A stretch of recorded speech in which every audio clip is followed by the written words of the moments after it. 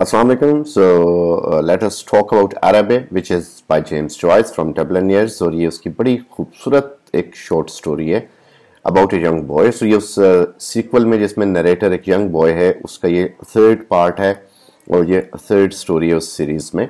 Well, here we are told about again an unnamed narrator basically, जो कि boy है और ये उस सीरीज में थर्ड पार्ट है जिससे हमने पहले डिस्कस किया कि ये जो पहली 3 शॉर्ट स्टोरीज हैं वो बॉयज़ के पर्सपेक्टिव से लिखी गई, बॉयहुड के पर्सपेक्टिव में.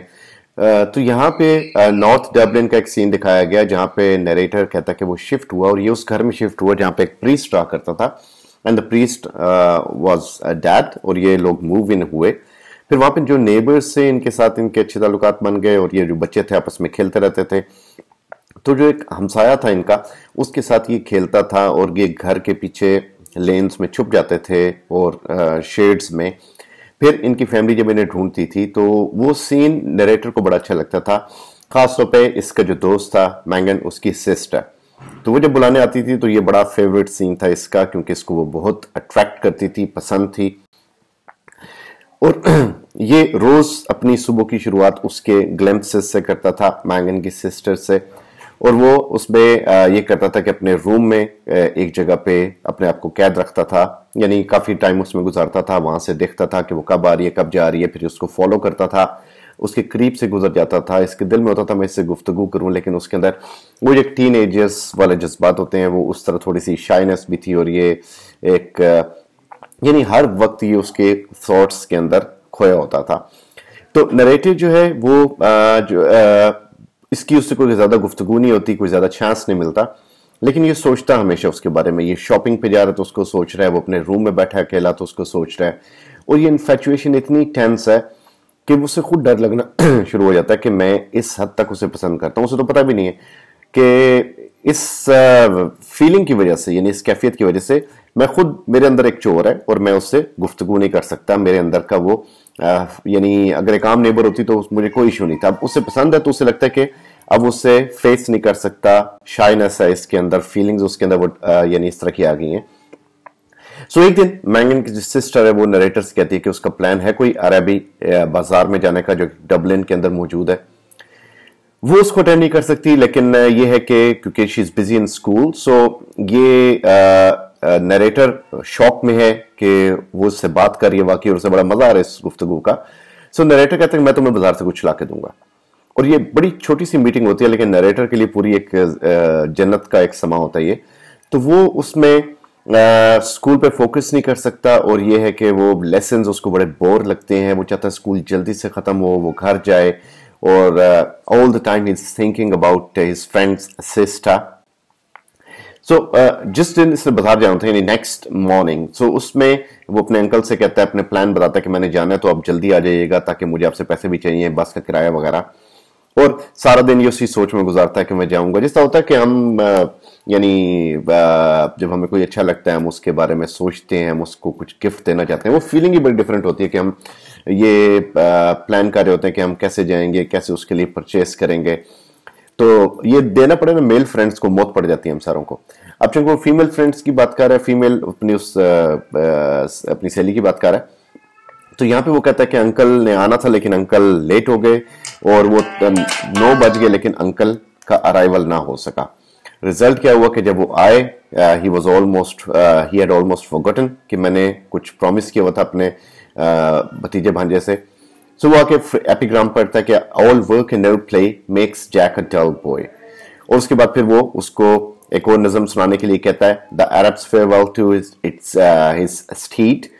उसको पैसे भी दे देता है लेकिन अब नरेटर को जल्दी है निकलने की तो वहां से निकलता है और वो भागता है ट्रेन्स में. ट्रेन्स बहुत स्लो चलती हैं और फाइनली ये होता है कि वो एक स्टॉल तक, वो जब अरबी बाजार में पहुंचता है तो बाजार अब 10 बज चुके होते हैं, क्लोजिंग हो रही होती है. वहां पे वो 1-2 शॉप्स पे खड़ा भी होता है लेकिन he does not find something valuable और जो कि वो प्रेजेंटेबल हो. और वहां पे उसको लगता है कि शॉपकीपर्स भी उसको अच्छी तरह वेलकम नहीं करे because they are busy in closing the shops. और एक छोटे से कस्टमर से वो एक्सपेक्ट भी नहीं करे कि वो उसे इतना कुछ उनसे खरीद सकता है. सो वो कुछ भी नहीं खरीद पाता अपने फ्रेंड की सिस्टर के लिए और वो गुस्से में वहां से आता है और बाजार को छोड़ के वापस आ जाता है और ये बाजार यानी लाइट्स खत्म हो जाती है, बाजार बंद हो जाता है। अब बेसिकली ये है एक न्यू लव की स्टोरी, एक लव जो डेवलप होता है, फिर ये जो एक मोहब्बत की फीलिंग्स डेवलप होती हैं, उसके अंदर फ्रस्ट्रेशन भी होती है, उसके अंदर चाहत भी होती है, इमेजिनेशन भी होती है, उसके अंदर इंतज़ार भी होता है, उसके अंदर बेकरारी के सेंटिमेंट्स एलिमेंट्स, ये सारे हम इस बॉय के अंदर देख रहे हैं। और फिर इसमें जो उसके जो स्किन यानी जो टैन या ब्राउन स्किन है वो रिफ्लेक्ट करती है अरबी बाजार को, जो बिल्डिंग्स को।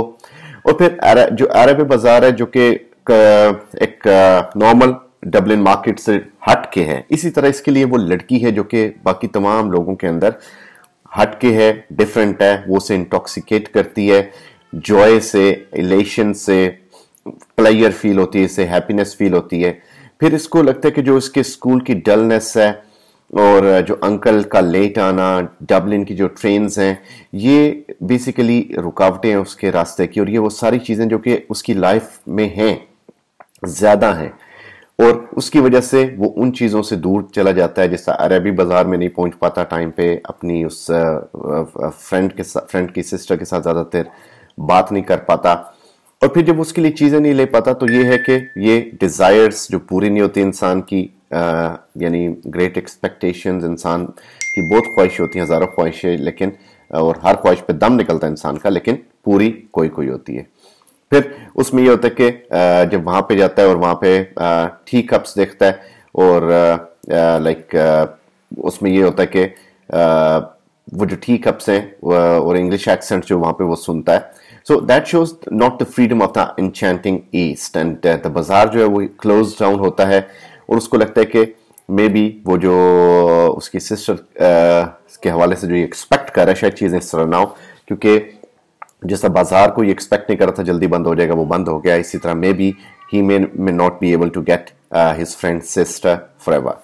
सो ये बेसिकली कुछ कंपैरिजंस थे इसमें। कमिंग ऑफ एज यानी थोड़ा सा एज और डेवलपमेंट, इंसान के अंदर थोड़ी सी चेंजेस, थोड़ी सी मोहब्बत की फीलिंग्स का first development, teenages, hopes and dreams के इंसान क्या क्या सोचता है, क्या क्या ख्वाहिशें होती हैं, क्या क्या ड्रीम्स होते हैं, लेकिन fate is always a governing force जो कि ले डूबती है इंसान को या उसकी ख्वाहिशों को। रिलीजन एंड कैथोलिकिज्म के रिलीजन जो है that is always a dominating force which keeps telling you कि no this is wrong path way you are going, जो कि जैसा प्रीस्ट के हवाले से मैं बताया गया। देन एस्केपिज्म एंड एक्सोटिक, कि एस्केपिज्म वो एस्केप चाहता था डल मार्केट से, डल लाइफ से। सो वो जो मैग्नम की सिस्टर थी वो उसके अंदर उसे यूनिकनेस नजर आती थी, एस्केप नजर आता था। लव एंड सेक्सुअलिटी, जो लव के एलिमेंट्स थे उसके अंदर, आहिस्ता आहिस्ता उसके अंदर जो डेवलपमेंट होती थी, फीलिंग जो उसके अंदर सेंसेशन पैदा होती थी अपने फ्रेंड की सिस्टर को देख के, ये सारी वो इनिशियल बॉयहुड की स्टोरीज हैं in which a person falls in love, और वो इन तमाम चीज़ों से गुजरता है। लेकिन इसमें हमें ये भी दिखाया गया कि frustration is there, wait is there, broken hopes are there, broken dreams are there, because everything is not according to the way we wish them to be. So I hope आपको अरबी समझ आ गया होगा। Thank you very much.